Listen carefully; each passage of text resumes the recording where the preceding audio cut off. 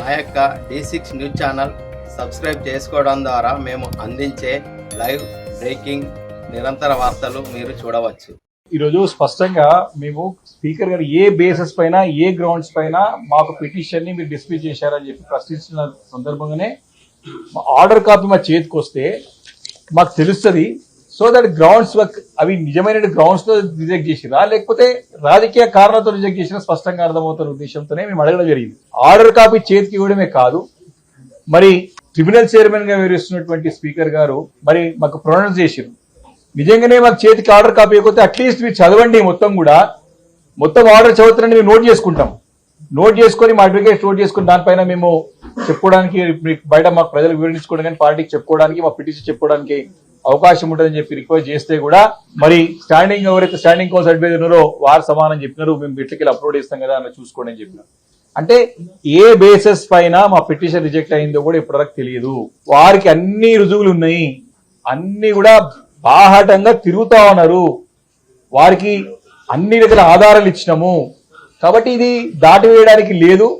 Court కూడా ఏం చెప్పింది, మీరు నిర్ణయం టైం ఫ్రేమ్ లో తీసుకోండి, ఏ నిర్ణయం తీసుకొని దానిపైన సమీక్షించేటిది రివ్యూ చేసే అధికారం కోర్టులకు ఉన్నది. పదే ముఖ్యమంత్రి గారు ఏ రకంగా రాష్ట్ర ప్రజలను తప్పుదోవ పట్టిస్తున్నాడు అంటే ఏ నిర్ణయం అయినా తీసుకోవచ్చు, మాకు ఇమ్యూన్ ఉంటుంది అంటే చట్టపరిధిలోకి రాము, మేము ఏ నిర్ణయం తీసుకున్న స్పీకర్ నిర్ణయం ఫైనల్ అని చెప్పినారు. కానీ స్పీకర్ యొక్క పాత్ర అంటే 2 రోల్స్ ఉంటాయి. స్పీకర్ లోపల ప్రొసీడింగ్ నడిచేటప్పుడు ఒక పాత్ర, ట్రిబ్యునల్ ఉన్నప్పుడు ట్రిబ్యునల్ చైర్మన్ గా జడ్జి పాత్ర. ఏదైతే ట్రిబ్యునల్ చైర్మన్ గా తీసుకునే నిర్ణయం అయితే ఉంటుందో that can be reviewed by the judiciary, court review చేయొచ్చు అన్నది. కాబట్టి స్పష్టంగా ఉన్నది. కాబట్టి ఈరోజు ఈయన ఏ నిర్ణయం తీసుకున్నా ఈ యొక్క నిర్ణయాన్ని హైకోర్టులో తప్పకుండా రివ్యూ వస్తుంది. అన్ని ఆధారాలు ఉన్నాయి, ఓపెన్ ప్రూఫ్స్ ఉన్నాయి, వారు కూడా అన్ని ఉన్నాయి కాబట్టి తప్పకుండా తప్పించుకోలేరు.